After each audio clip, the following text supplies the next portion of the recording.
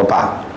Continuando, agora vamos discutir de forma bem rápida e clara, pessoal, sobre as questões que envolvem regra de sociedade. Lembrando que a partir das próximas aulas vai ser só resoluções de questões envolvendo regra das torneiras, que vimos agora há pouco, e sobre regra de sociedade. Aqui, dividi em 3 etapas. Uma rápida abordagem teórica, bem simples, um exemplo para que você possa visualizar e escolher a questão de número 22 para que eu possa estar mostrando a vocês como é que aparece nas provas de concurso. Perfeito? Bem, pessoal, quando a gente fala de sociedade, claro, sociedade só existe entre 2 ou mais pessoas. Quando a gente fala da sociedade, eu tenho que levar em consideração que o lucro da empresa ou o prejuízo da empresa terá que ser dividido entre os sócios. Afinal de contas, eles é que seriam o quê? Os responsáveis. Mas aí você deve estar se perguntando, Tiago, o que é que você deve levar em consideração para saber quem vai ter a maior parte no lucro?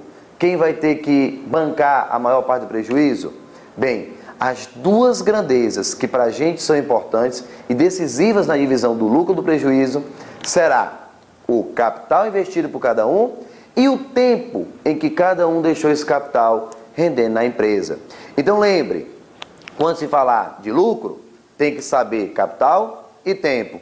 Quando se falar de prejuízo, tem que saber capital e tempo de cada um dos sócios. Para só dessa forma eu conseguir distribuir o lucro ou o prejuízo. Tá claro?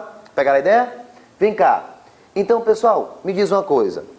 A pessoa que tem o maior capital na empresa e por mais tempo, o que é que vai acontecer com o lucro dele? Vai ser o quê? Maior. Conclusão. Lucro é uma grandeza diretamente proporcional ao capital e diretamente proporcional ao quê? Ao tempo. Só que não é só o lucro que é diretamente proporcional. O prejuízo também. Quem tiver mais capital e por mais tempo, também vai ter um prejuízo o quê? Maior.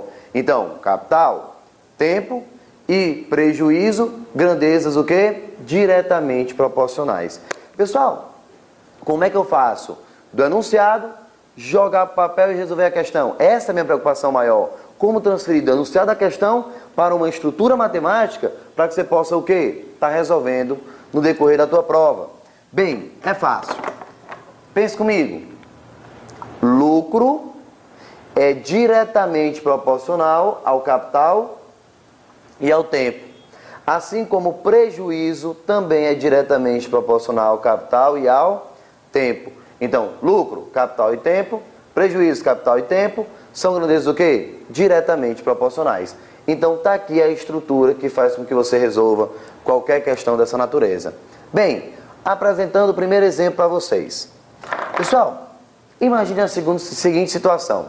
Eu monto uma empresa. Invisto 30 mil nessa empresa e deixo esse dinheiro por 2 anos. Depois de 1 ano que a empresa está funcionando, aparece um sócio. E ele diz, Tiago, eu quero investir 10 mil na sua empresa.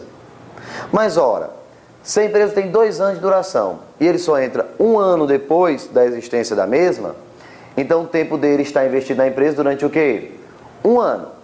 Então eu tinha 30 mil que ficaram rendendo durante 2 anos.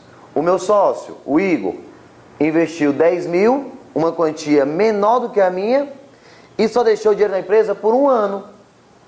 Eu deixei o meu, os 30 mil, por 2 anos, ele deixou os 10 mil dele por 1 ano. Depois de 2 anos que a empresa está funcionando, eu estou na empresa 2 anos. Como o Igor entrou 1 ano depois, o Igor só tem direito e só trabalhou comigo durante 1 ano desses 2 que a empresa funcionou. Depois de 2 anos, eu descubro que a empresa teve um lucro de R$ 3.500. A empresa teve um excelente lucro, R$ 3.500. Quando eu chego na sala, o meu sócio, o Igor, que é um rapaz muito desenrolado, diz, Tiago, rapaz, coisa boa, a empresa conseguiu em 2 anos um lucro de R$ 3.500. Ou seja, tu vai ficar com 1.750 e eu com 1.750. 50% para cada. Afinal de contas, isso aqui é uma sociedade. Eu digo, como é que é, Igor? Quer dizer que vai ficar meio a meio e não é não? É não, Igor. Pode não. Por que não pode? Pessoal, eu tenho mais tempo e mais dinheiro investido na empresa. O Igor tem menos e por menos tempo. O que vai acontecer? Quem é que deve ficar com a maior parte do lucro? Eu. Então, eu, por ter mais tempo e mais dinheiro na empresa, eu vou ficar com a maior fatia do lucro. Aí o Igor se conforma e diz, Thiago, pois me diz aí quanto é que eu vou ficar? Quanto é que é a minha parte no lucro? Eu digo, agora sim você está falando da minha língua. É comigo mesmo. Eu vou te mostrar quanto é que você tem direito nos 3.500. Como é que vai ficar? Aí eu explico a ele. Olha, lucro depende do capital, depende do tempo. Vamos montar. Observe que esse lucro seria o lucro do Thiago somado com o lucro do Igor, que tem que dar 3.500. Perfeito? O lucro dos dois juntos tem que dar 3.500. Pessoal, primeiro passo para resolver a questão: montar, transformar dados do enunciado para a equação. Só que eu já disse como montar. Vamos lá. Pessoal, o lucro do Thiago será diretamente proporcional a 30.000, que é o capital que ele investiu, vezes o tempo que ele investiu, que foi 2 anos. Perfeito? Lucro do Thiago diretamente proporcional a 30.000 e a 2 anos que ele tinha. Está para o lucro do Igor, que será diretamente proporcional a 10.000, que foi quanto ele colocou na empresa, vezes 1, que é o tempo que ele deixou. Então, o lucro do Thiago está para 30 vezes 2, assim como o lucro do Igor está para 10 vezes 1. 30 vezes 2, capital vezes o tempo. 10 vezes 1, capital vezes o tempo. Thiago, tu não vai multiplicar, tu vai simplificar, né? Perfeito. Eu posso tirar 1, 2, 3, 4 zeros, desde que eu também tire 4 zeros do outro lado. Perfeito? Quando você faz isso, você vai ter o lucro do Thiago está para 6, assim como o lucro do Igor está para 1. Cuidado, escreva esse 1 aqui para que você possa ter a atenção no que vai acontecer agora. Pessoal, tem uma propriedadezinha de proporção que diz que a soma dos antecedentes está para a soma dos seus consequentes. Thiago, o que foi que tu falou agora? Rapaz, sabe o que é? Sem frescura. É só você pegar aí, somar a parte de cima, lucro do Thiago mais o lucro do Igor, e dizer que está diretamente proporcional para a soma da parte de baixo. Então, a soma da parte de cima está para a soma da parte de baixo. E eu termino de montar mais uma razão. Então, lucro do Thiago está para 6, lucro do Igor está para 1, assim como a soma da parte de cima está para a soma da parte de baixo. Sim, Thiago, e o que é que isso vai me ajudar? Você quer saber? Olha para cá. Lucro do Thiago está para 6, assim como o lucro do Igor está para 1. Não esquece do 1 porque tem que somar. Assim como, pessoal, essa partezinha aqui de cima, lucro do Thiago mais o lucro do Igor, eu sei que vale quanto? 3.500. A questão já trouxe 3.500. Lucro dos dois juntos, 3.500. Essa parte de baixo, 7. Então, o que é que eu vou ter agora? Eu vou ter em cima 3.500 dividido pela parte de baixo, que é quanto? 7. Então, eu posso afirmar que essa divisão vai dar exatamente o quê? 500 reais. 3.500, que é a parte de cima, dividido por 7, que é a parte de baixo. Então, vai ficar 3.500 dividido por 7. Resposta, 500. Quando você chega nesse ponto, você consegue concluir sem nenhuma dificuldade que o lucro do Thiago será 6 vezes 500.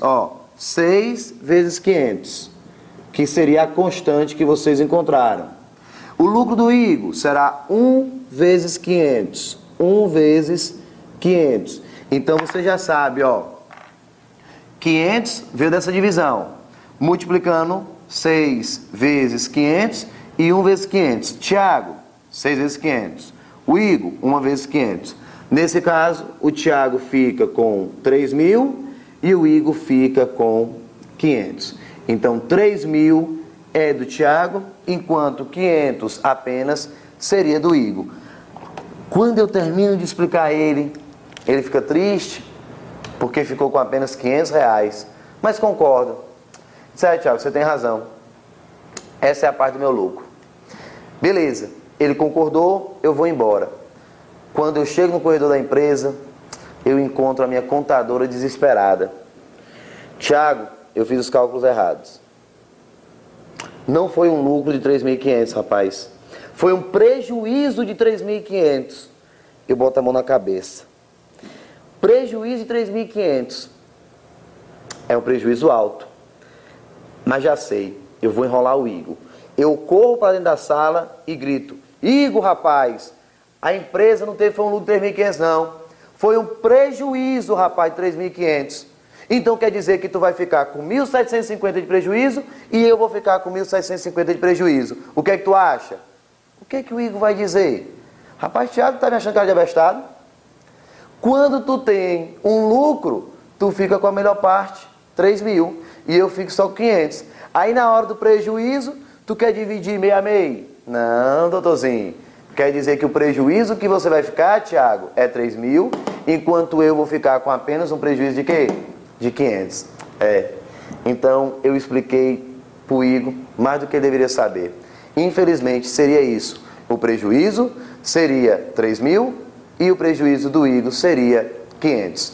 De fato, então lucro ou prejuízo diretamente proporcional a quem? A capital e a tempo. Perfeito, pessoal?